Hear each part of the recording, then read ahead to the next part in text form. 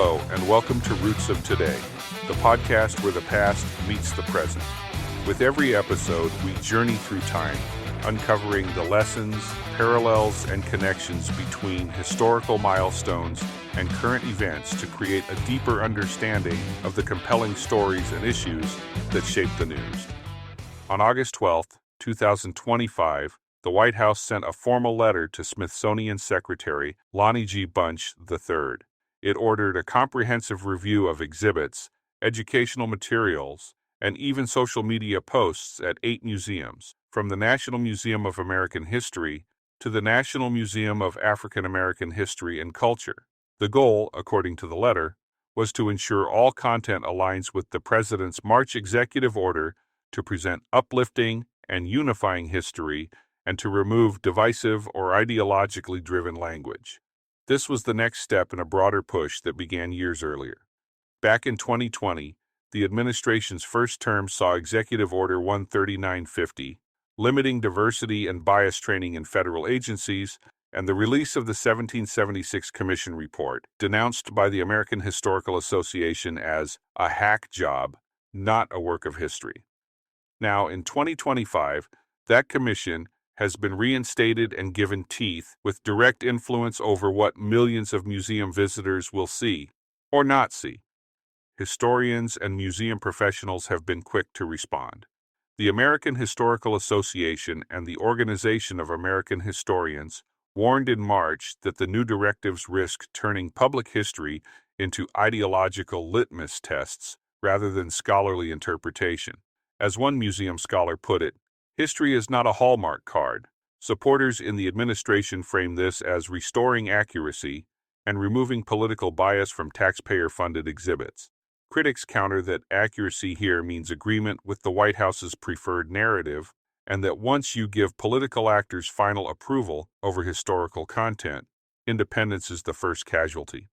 This push by the Trump administration reignites a battle cry from the right that demands the nation return to teaching the true history of the United States.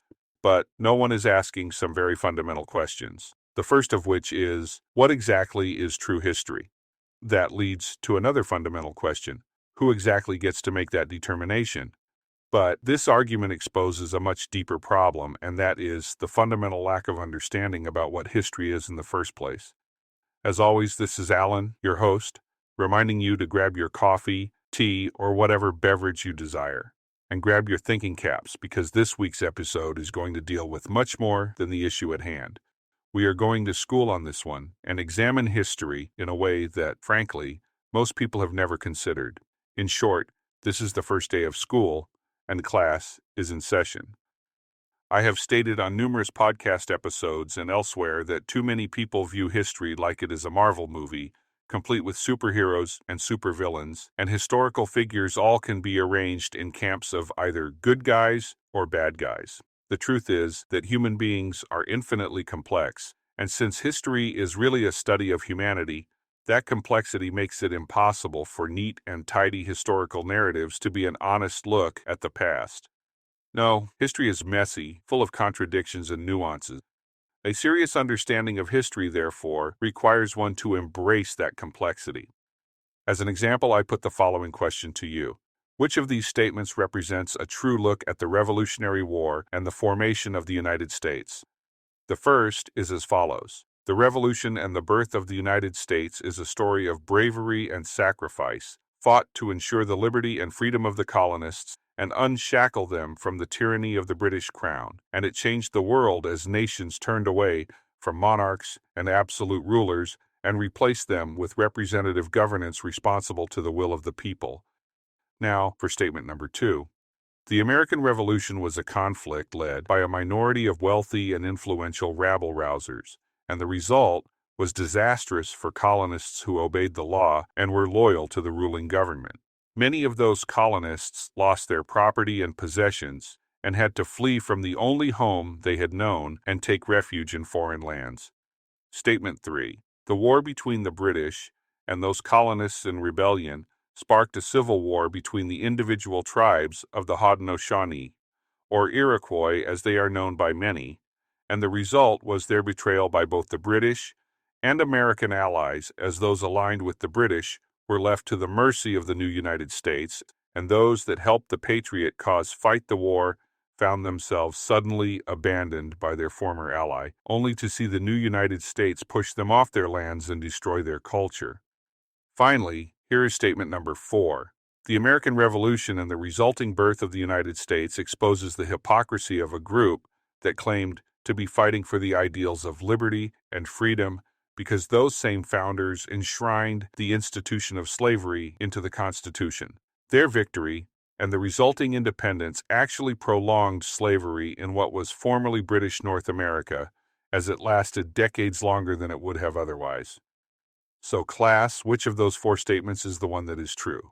The correct answer is all of them.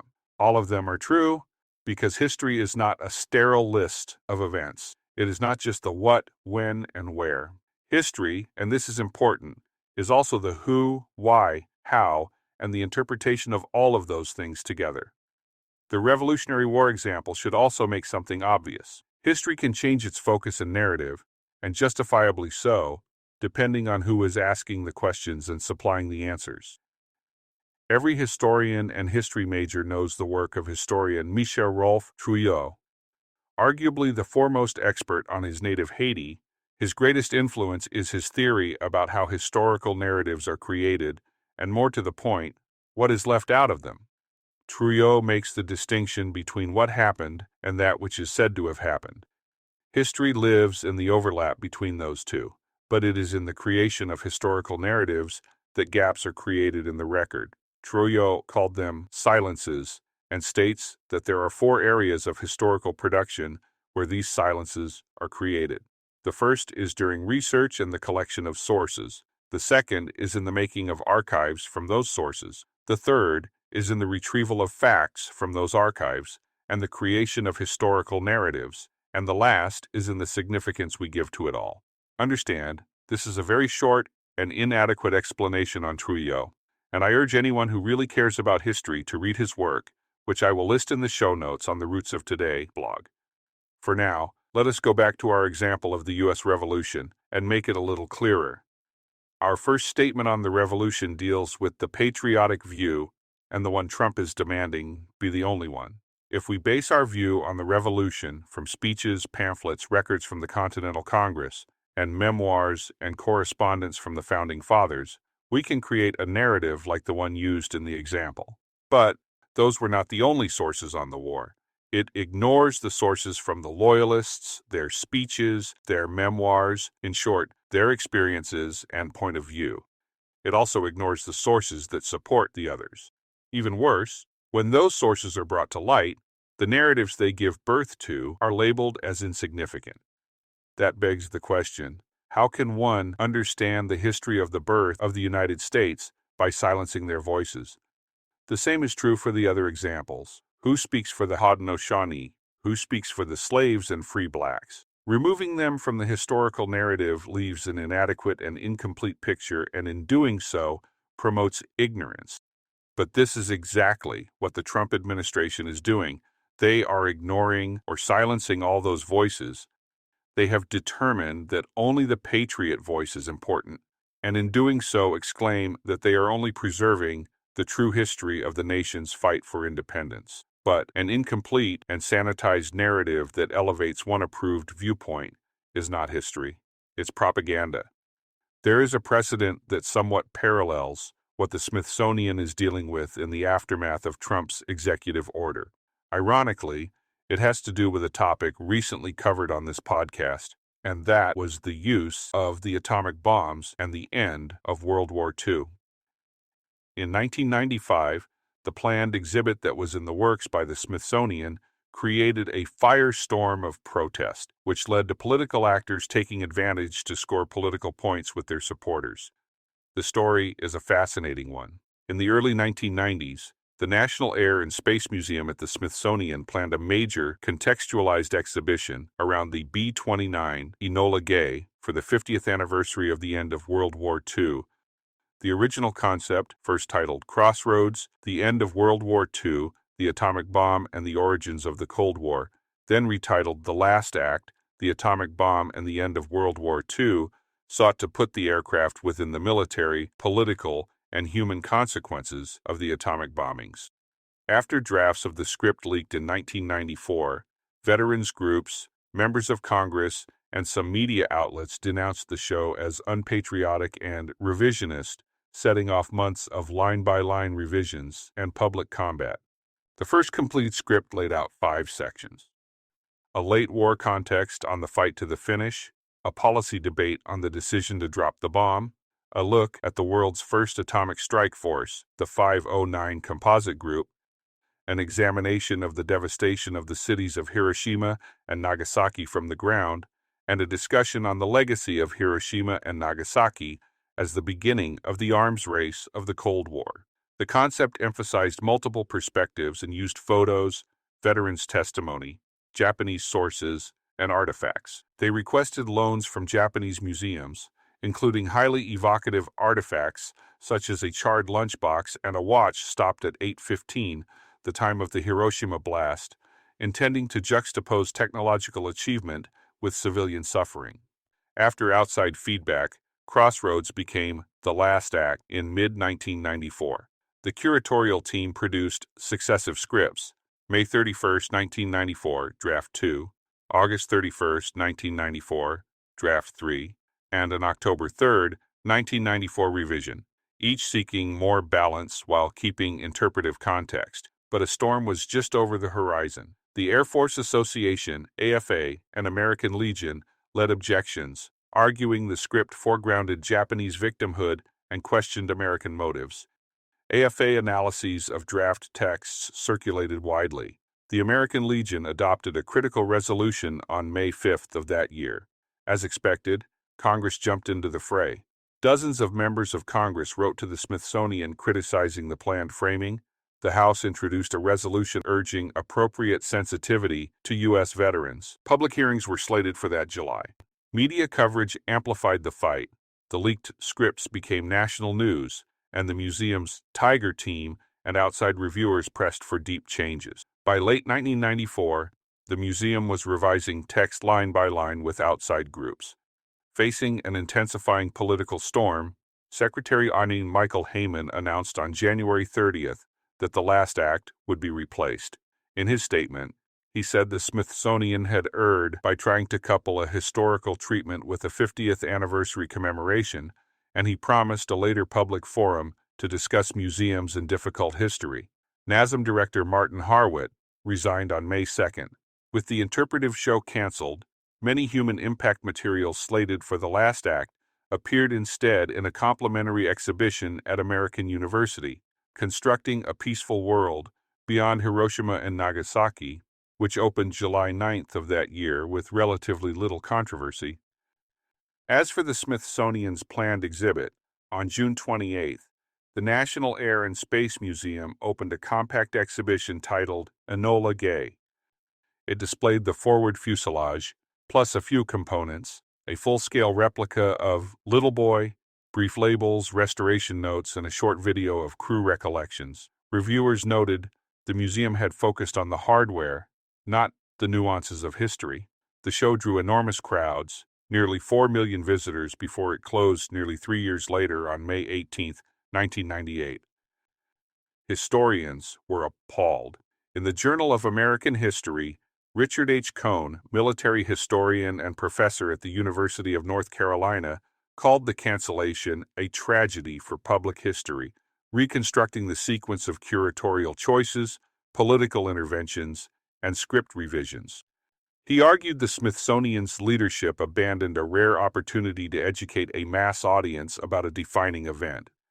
In an op-ed printed in the San Francisco Gate, Professor Emeritus of History at Stanford University Barton J. Bernstein criticized the surrender to political pressure and warned that a fuselage-centric display would short-circuit public discussion of the bomb decision and its human cost.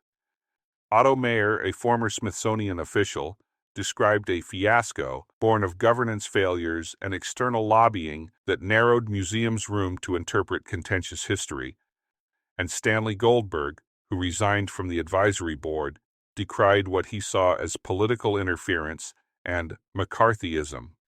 The original The Last Act script offered a robust, context-rich narrative, juxtaposing strategic motivations, civilian suffering, atomic legacies, and visual storytelling. After backlash and public scrutiny, the displayed version shifted to a hardware and restoration-focused exhibit, stripping away nearly all interpretive content. The visitor experience became one of admiration for aviation history and technical skill, rather than grappling with moral, human, or geopolitical complexity. 30 years have passed since the fiasco that befell the curators of the Smithsonian's Enola Gay exhibit in 1995. Yet, here we are fighting the same fight for the same reason. Just to recap, on January 29th of this year, a new executive order re-established the 1776 Commission at the Department of Education. It was followed on March 27th with a second order, Restoring Truth and Sanity to American History, which set policy to make federal historical sites and museums present uplifting narratives and to remove improper ideology. This month, the White House sent a formal letter to Smithsonian Secretary Lonnie G announcing a comprehensive review of 8 museums' exhibit text, educational content, and digital materials to ensure alignment with the President's directives, emphasizing American exceptionalism and removal of divisive or ideologically driven language. Major outlets reported a 120-day timetable for content correction. The Smithsonian replied it would engage constructively while remaining committed to scholarly, factual history. As this review was announced, the National Museum of American History drew scrutiny for removing references to Donald Trump's 2 impeachments from a display. The institution said those references would be restored in an updated panel. Critics read the changes as part of a larger pressure campaign. With this latest directive, the White House asked the Smithsonian to conduct an internal content audit, submit exhibit scripts, label copy, plans for future shows, educational materials, and social media content within 30 days and implement revisions within 120 days. Early targets included the National Museum of American History, the National Museum of African American History and Culture, Air and Space, and the National Portrait Gallery, as the order set standards that all exhibits should be unifying, uplifting, and accurate, as defined by the White House, with language deemed divisive or ideological removed. Publicly, the institution emphasized scholarly rigor, factual accuracy, and independence, and said it would review the White House letter with this commitment in mind. The Smithsonian is federally funded and overseen by a board of regents, but it has long asserted curatorial autonomy. The American Historical Association and the Organization of American Historians have both criticized new patriotic education orders for mischaracterizing U.S. history education and justifying unprecedented federal interventions. In March, the AHA issued a statement defending the Smithsonian against the executive order's misrepresentations. Historians and museum professionals warned that politicized vetting risks replacing interpretation with ideological litmus tests. Once political approval becomes the standard, warns the AHA, curatorial independence is the first casualty. But the worst aspect to this new push for an ideological purity test for the dissemination of history is that it promotes ignorance. If the adage about people who fail to learn the lessons of history has any ring of truth to it, then why would any sane country make it national policy to prevent exposure to the lessons of history? There is already so much history that is ignored or shut out or deemed unnecessary, and we accept this every day. If we make it policy to exclude the narratives of the history of the United States that Trump and those who think like him find uncomfortable or unimportant, then what does that say for history that is truly ignored and underrepresented? Currently, this country pretends that history began when Columbus landed in the Caribbean in 1492. The history of the indigenous peoples of the Americas goes back well over 100 centuries before Columbus's arrival. However, in the current political climate, that is just another inconvenient fact, one to be brushed aside and forgotten because it does not support the uplifting view of history that comes with the Trump stamp of approval. The history of the United States is rich and compelling. Much of it is uplifting. Much of it is dark and tragic. Like a coin, you cannot have one side without the other. The dark is just as important as the light. The United States should not try to hide from the horrors of the slave trade or the displacement and near extermination of native peoples. If we are going to celebrate the battles of Saratoga, Trenton, and Yorktown, then we must also acknowledge the Trail of Tears and the massacres of Sand Creek and Wounded Knee. You cannot understand the civil rights movement without acknowledging the horrors of chattel slavery or lacking awareness of Dred Scott, Jim Crow, and the Tulsa Race Massacre. Comprehension requires knowledge. The president is promoting ignorance and calling it patriotic. We are on the wrong path, and it doesn't lead to the right history. It leads to useless propaganda. We must do better, and we can. We must embrace the complexity of history. We must continue to expand the historical record to include the voices of those who, until now, have remained silent. History is a study of humanity, and one that sparks a healthy and necessary debate. That debate should continue unimpeded. That concludes this week's episode. If you find this podcast informative or entertaining, please like and subscribe on whatever platform you use to listen. The same goes if you tune in on YouTube. Also, if you have anything you would like to add to the conversation, or if there is a topic you would like to see covered on this show, please leave a comment. Until next time, remember this: get informed and fight to keep your political representatives accountable. Your freedom depends on it.